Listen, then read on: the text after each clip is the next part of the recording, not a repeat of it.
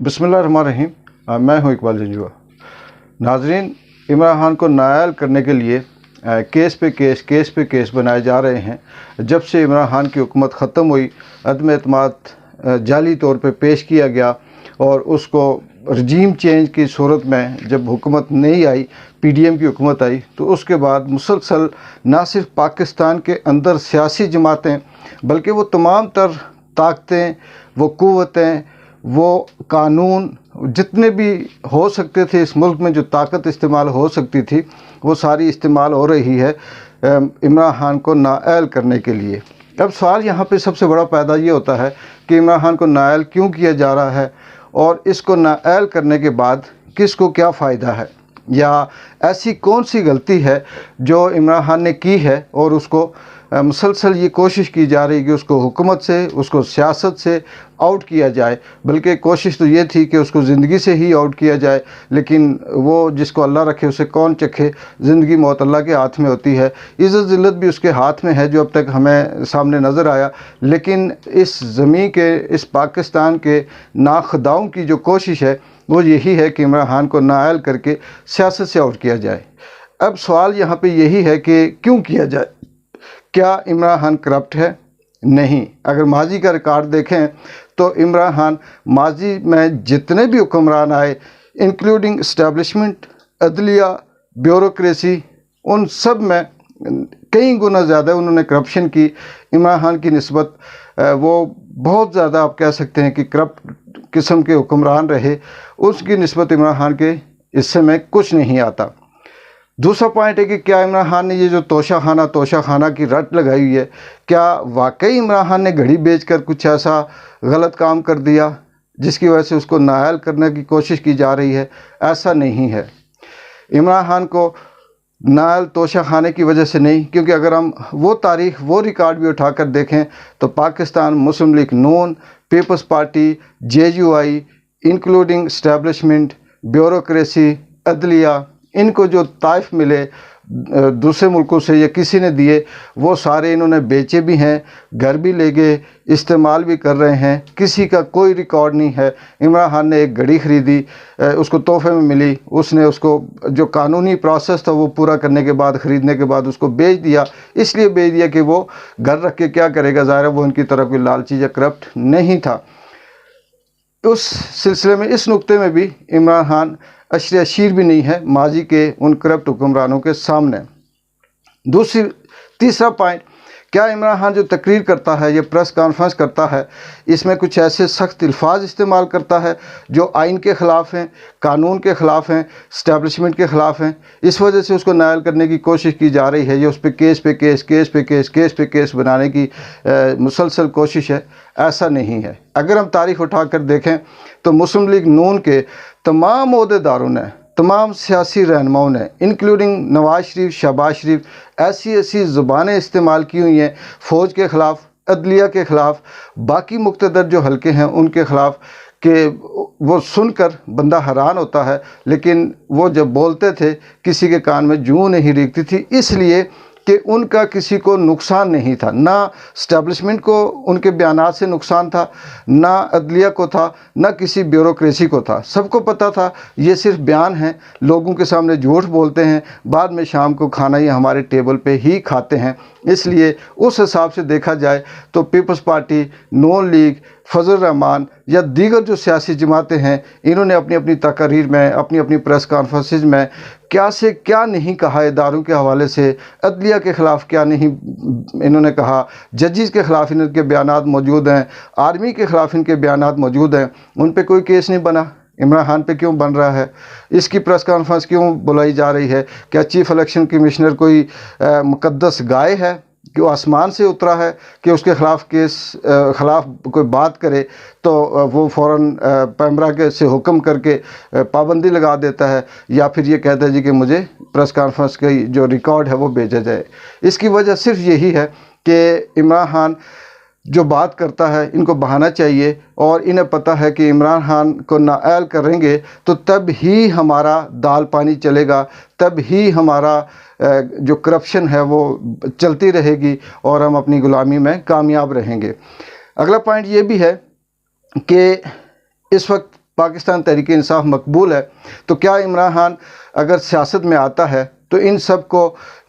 Out کر دیتا ہے، وہ 1/3 سے بھی زیادہ میجورٹی لے کر حکومت بناتا ہے؟ کیا پی ڈی ایم کو انکلوڈنگ تمام سیاسی جماعتیں، ان کو عمران خان سے شکست کا ڈر ہے جس کی وجہ سے یہ اس کو نائل کرنا چاہتے ہیں؟ یہ بات اپنی جگہ پہ کہ شکست ہوگی، ڈر ہوگا، بے روزگار ہونے کا خطرہ ہوگا، لیکن یہ وہ خوف نہیں ہے جس کی وجہ سے اس کو نائل کرنا چاہ رہے ہیں۔ اصل خوف عمران خان کو نائل کرنے کا یا کوشش اس لیے کی جا رہی ہے کہ اگر عمران خان جیت جاتا ہے، وہ اپنی میجورٹی سے، اکثریت سے حکومت بناتا ہے، تو وہ اس پاکستان کی عوام کو اس طرح سے جگا دے گا، ایک ایسا ٹرینڈ سیٹ کر دے گا، اداروں کو ان کے ڈومین کے اندر لے کے آئے گا کہ اس کے بعد کرپشن کرنا ان کے لیے مشکل ہو جائے گا، امریکہ کی غلامی کرنا ان کے لیے مشکل ہو جائے گا، اور یہ جو 2-2 4-4 6-6 بندوں کی سیاسی جماعتیں بنا کر بیٹھے ہوئے ہیں، جن کو باوقت ضرورت استعمال کر کے، کسی کی 2 سیٹیں ہیں، کسی کی 1 سیٹ ہے، کسی کی 4 ہیں، استعمال کر کے حکومتوں کو گرایا جاتا ہے، یہ نہیں ہونے دے گا، کیونکہ پھر وہی سیاسی جماعت ہوگی جو کامیاب بھی ہوگی اور جو اس ملک کے لیے بہتری بھی کر سکے گی۔ اصل میں یہ وہ خوف ہے، یہ وہ ڈر ہے جس کی وجہ سے جب سے عمران خان کی حکومت ختم ہوئی اس وقت سے لے کے اس وقت تک اس کو نائل کرنے کی مسلسل کوشش کی جا رہی ہے۔ تیسرا خاص نقطہ یہ جو اس کی بیٹی کے حوالے سے یہ جو پرسنل کریکٹر اسیسینیشن کرنے کی کوشش کی جا رہی ہے، اس پہ بھی اگر ہم بات کریں تو تاریخ اٹھا کر دیکھ لیں، اس تک جو بک ہے اس کو آپ پڑھ لیں، جون ایلیا کی شاعری پڑھ لیں، بہت سے ایسے رائٹر ہیں جنہوں نے ان ماضی کے حکمرانوں کی جو عیاشیاں ہیں وہ اپنی اپنی کتابوں میں لکھی ہیں۔ اگر وہ آپ پڑھ لیں تو اس سے یہ لگے گا کہ ان کے سامنے عمران خان نے کچھ بھی نہیں کیا۔ یہ کریکٹر اسیسینیشن اگر دیکھی جائے تو یہاں کے جو مولانا ہیں، یہاں کے جو ماضی کے سیاستدان ہیں، نون لیگ کے اندر ہیں، پیپلز پارٹی کے اندر ہیں، دیگر جو اس طرح سے جماعتیں ہیں، بیوروکریسی میں ہیں، کس نے کیا نہیں کیا یہ سب کے سامنے ہیں، اور اس پہ کسی قسم کا کوئی کیس نہیں ہے، کوئی درخواست نہیں ہے، کوئی نااہلی کی ریٹ دائر نہیں ہوئی، کیونکہ اس سے بھی ان جو خاص کر کے جو ادارے ہیں، اسٹیبلشمنٹ ہے، ان کو کوئی نقصان نہیں تھا۔ انہیں پتہ تھا کہ یہ کرتے رہیں گے، ہم ان کو بلیک میل کرتے رہیں گے اور اس کے بعد ان کو اپنے مطلب کے لیے، اپنی مرضی کے لیے استعمال کریں گے۔ عمران خان کا یہ ایشو بھی کوئی اتنا بڑا نہیں ہے، لیکن اصل ان کو خوف یہ ہے کہ عمران خان کی حکومت آنے کے بعد پاکستان پھر وہ نہیں رہے گا جو ان امیروں کی، ان مافیا کی، ان اسٹیبلشمنٹ کی جو جاگیر بنی ہوئی ہے، ان کی جو عیاشیوں کا اڈہ بنا ہوا ہے، یہ ختم ہو جائے گا۔ پھر یہ ملک بنے گا، پھر یہ عوام کی جو زندگی ہے وہ آسان ہوگی، عام آدمی اس میں ترقی کر سکے گا، اور پھر یہ باقی ملکوں کے ساتھ اس دنیا میں برابری کی بنیاد پہ بات کرنے کے قابل ہو جائے گا۔ یہ وجہ ہے، اس وجہ سے عمران خان کو نااہل کرنے کی کوشش کی جا رہی ہے۔ اس کو اب پیغام پہ پیغام بھی بھجوایا جا رہا ہے، کبھی کیس پینڈنگ ہوتے ہیں، کبھی فیصلہ سنا دیتے ہیں۔ توشہ خانہ کا بھی فیصلہ انہوں نے پینڈنگ کر دیا، محفوظ کر دیا کہ جس کو ہم سنائیں گے۔ یہ صرف اور صرف اس کو خوف دلانے کے لیے ہے، اور یہ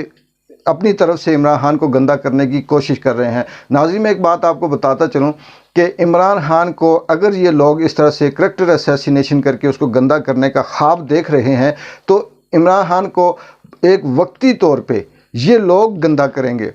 یہ لوگ اس کا کریکٹر خراب کرنے کی کوشش کریں گے، لیکن دوسری طرف تاریخ پھر ان لوگوں کا کریکٹر جب تک یہ دنیا ہے خراب کرتی رہے گی،